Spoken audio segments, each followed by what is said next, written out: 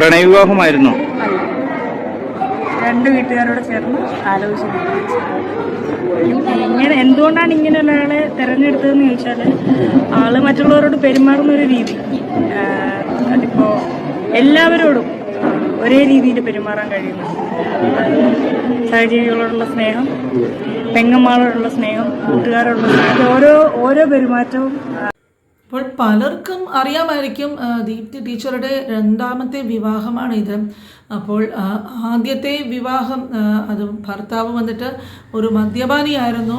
അപ്പോൾ ദീപ്തി ടീച്ചറിനെ ഒരുപാട് ഉപദ്രവിക്കാറും ഒരുപാട് കഷ്ടപ്പെട്ടിട്ടുമുണ്ട് ആ ഒരു ബന്ധത്തിൽ വെച്ചിട്ട്. അവസാനം ആ ഒരു വിവാഹബന്ധം വേർപ്പെടുത്തി ടീച്ചർ. പിന്നെ ഒരു വിഷയം എന്താണെന്ന് പറഞ്ഞാൽ എല്ലാ നല്ല കാര്യങ്ങൾ നടക്കുമ്പോഴേക്കും അവിടെ ഒരു നികൃഷ്ട ജീവി കടന്നു വരും. ആ സന്തോഷത്തിൽ ഇങ്ങനെ പല മുറിവേൽപ്പിക്കുന്ന കാര്യങ്ങളും സംസാരവും ഒക്കെ കൊണ്ട് വന്നിട്ട് ഈ ഒരു സന്തോഷം കെടുത്തുക എന്നതാണ് ഇവരുടെയൊക്കെ ഉദ്ദേശം. അപ്പം അതിൽ വന്നിട്ട് വേണമെങ്കിൽ പറയാം, നമ്മുടെ ഇടയിലൊക്കെ പറയുന്ന പോലെ ഈ ഡോക്ടറേറ്റ് ഈ വിഷയത്തിൽ എടുത്ത ഒരു പ്രമുഖ വ്യക്തിയാണ് ഈ റാണി പി സദാശിവം എന്ന് പറയുന്നത്. അപ്പോൾ പുള്ളിക്കാരി ഇതിനു മുമ്പും ഇത് തന്നെയാണ് പ്രധാന പരിപാടി. അപ്പോൾ ഒരുപാട് ഈ ദീപ്തി ടീച്ചറിൻ്റെ കല്യാണത്തിനെ കുറിച്ചിട്ട് വളരെ അധികം സോഷ്യൽ മീഡിയ പ്ലാറ്റ്ഫോമിലൊക്കെ ഈ കല്യാണം ചിലതിലൊക്കെ ലൈവായിട്ട് തന്നെ ഷെയർ ചെയ്തിരുന്നു എന്നാണ് കേൾക്കുന്നത്. എന്തുകൊണ്ടാണ് ഇങ്ങനെ ഒരാളെ തിരഞ്ഞെടുത്തതെന്ന് ചോദിച്ചാൽ ആള് മറ്റുള്ളവരോട് പെരുമാറുന്ന ഒരു രീതി, അതിപ്പോൾ എല്ലാവരോടും ഒരേ രീതിയിൽ പെരുമാറാൻ കഴിയുന്നു. സഹജീവികളോടുള്ള സ്നേഹം, പെങ്ങന്മാരോടുള്ള സ്നേഹം, കൂട്ടുകാരോടുള്ള സ്നേഹം, ഓരോ പെരുമാറ്റവും. അപ്പോൾ ഈ പുള്ളിക്കാരിയാകട്ടെ, റാണി എന്ന് പറഞ്ഞ പുള്ളിക്കാരി തെരഞ്ഞു പിടിച്ചിട്ട് ഓരോരോ വീഡിയോയുടെ താഴെ പോയിട്ടും നെഗറ്റീവായിട്ടുള്ള കമൻസ് വന്നിട്ട് അതിൻ്റെ പൂരം തന്നെയാണ്. പുള്ളിക്കാരിക്ക് പറഞ്ഞിട്ടും അങ്ങ് മതി വരുന്നില്ല. എത്ര പറഞ്ഞാലും പുള്ളിക്കാരിക്ക് അതിൽ ഒരു തൃപ്തി കിട്ടുന്നില്ല. അപ്പോൾ എന്തൊക്കെ പറഞ്ഞും ഈ മിക്കവാറും എല്ലാ യൂട്യൂബേഴ്സിൻ്റെയും വീഡിയോയ്ക്ക് താഴെയും ഈ പുള്ളിക്കാരി പോയിട്ട് ഈ അനാവശ്യങ്ങളൊക്കെ എഴുതി പിടിപ്പിക്കാറുണ്ട്.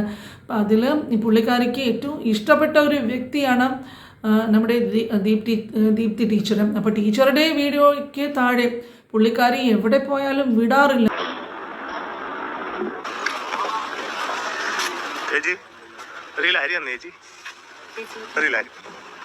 അപ്പം അങ്ങനെ ഇതിനു മുമ്പും കാണിച്ചിരുന്ന വീഡിയോയിൽ വന്നിട്ട് ഈ റാണി ജോലി ചെയ്യുന്ന സ്ഥലത്ത് പോയിട്ട് ഇവർ അവിടെ പോയി കണ്ടതും സംസാരിച്ചതിനെ കുറിച്ചിട്ടൊക്കെ ഉള്ള ഒരു വീഡിയോ മുമ്പ് ഷെയർ ചെയ്തിരുന്നു. എന്നിട്ടും പുള്ളിക്കാരി ആ പരിപാടി വെച്ച് കെട്ടിയിട്ടില്ല. ഇത് തന്നെ അങ്ങനെ തുടർന്ന് പോയിക്കൊണ്ടിരിക്കുകയാണ്. അപ്പോൾ ഇതിൽ കുറച്ച് കമൻസൊക്കെ വളരെ മോശമായിട്ട് പുള്ളിക്കാരി പറഞ്ഞിരുന്നതും അതിവിടെ സ്ക്രീൻഷോട്ടായിട്ട് ഷെയർ ചെയ്യാം.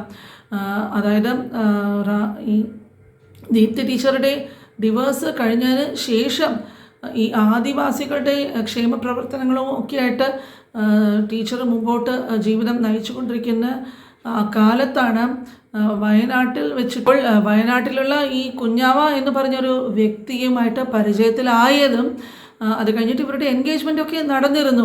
അപ്പോൾ അതിന് ശേഷം ഇവരൊരു കുഞ്ഞിനെ ഏറ്റെടുത്ത് ഇവരുടെ സംരക്ഷണത്തിൽ ആ കുഞ്ഞിനെ വളർത്തുകയും അപ്പം അതിനെക്കുറിച്ചിട്ടും ഈ റാണി ഇവരെ വെറുതെ വിട്ടില്ല. ഒരുപാട് നെഗറ്റീവ് കമൻസൊക്കെ ആ വീഡിയോസിൻ്റെ താഴെയൊക്കെ വന്ന് ഇവർ ഇട്ടിരുന്നു. അപ്പോൾ പിന്നെ അടുത്തിടെ ഈ ടീച്ചറുടെ വിവാഹം നടക്കുകയും അപ്പോൾ അതിൻ്റെ ലൈവായിട്ടുള്ള വീഡിയോസ് പിന്നെ ഇതിനെക്കുറിച്ചിട്ടുള്ള ധാരാളം വീഡിയോസ് വന്നിട്ട് സോഷ്യൽ മീഡിയയിലൊക്കെ വന്നിട്ടുണ്ടായിരുന്നു.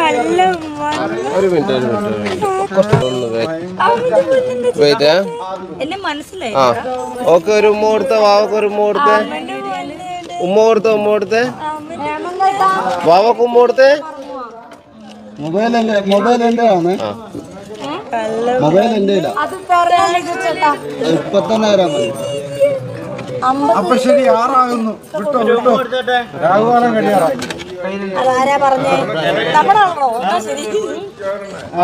അപ്പോൾ ആ വീഡിയോസൊക്കെ തേടി പിടിച്ചിട്ട് ഇവരൊന്നും വിടാതെ മിസ് ചെയ്യാതെ എല്ലാത്തിൻ്റെയും താഴെ പോയിട്ട് ഇതുപോലെ ബാഡ് കമൻസൊക്കെ ചെയ്യുന്നതായിരുന്നു ആ ദിവസങ്ങളിൽ ഇവരുടെ പ്രധാനപ്പെട്ട പരിപാടി. ഇവർ ഈ ജോലിക്കൊക്കെ പോകുന്ന ഒരു സ്ത്രീയാണ്. അപ്പോൾ അതിൻ്റെ ഇടയ്ക്ക് എങ്ങനെയാണ് ഇവർക്ക് ഇതിനൊക്കെ സമയം കിട്ടുന്നതെന്നും മനസ്സിലാകുന്നില്ല. അപ്പോൾ എന്തിനാ ഈ കല്യാണമൊക്കെ ഇത്രയും ആർഭാടമായിട്ട് നടത്തിയതിനെ കുറിച്ചിട്ട് കുറ്റം പറയുക. പിന്നെ ഈ സെലിബ്രിറ്റി മേക്കപ്പ് ആർട്ടിസ്റ്റിനെ വെച്ചിട്ടാണ് ഈ മേക്കപ്പൊക്കെ ചെയ്തത്.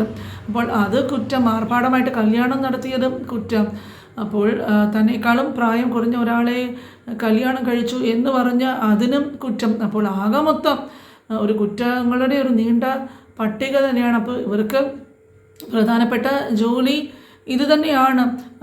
ഇവർക്ക് വന്നിട്ട് ഇതൊക്കെ പറയാതെ കല്യാണത്തിന് ഇവർക്ക് ഈ റാണിക്ക് ദീപ്തി ടീച്ചറിനും ഹസ്ബൻഡിൻ്റെയും അവർക്കൊരു നല്ല ഒരു വിഷ് കൊടുക്കുകയോ അവരെ ആശീർവദിച്ചിട്ട് എന്തെങ്കിലും ഒരു കമൻസൊക്കെ ഇടുകയോ ചെയ്യുന്നതിന് പകരം ഇവർക്ക് ഇവരുടെ കാര്യം നോക്കിയിട്ട് നന്നായിട്ട് ജീവിക്കുന്നതിന് പകരം ഇതുപോലെയുള്ളൊരു മെൻ്റൽ ഒരു ഇതെന്ന് പറയാം, അവർക്കൊരു ഡിസോർഡർ പോലെയുണ്ട്. ഇത് മാനസികമായിട്ടുള്ള ഒരു പ്രശ്നം പോലെയാണ്.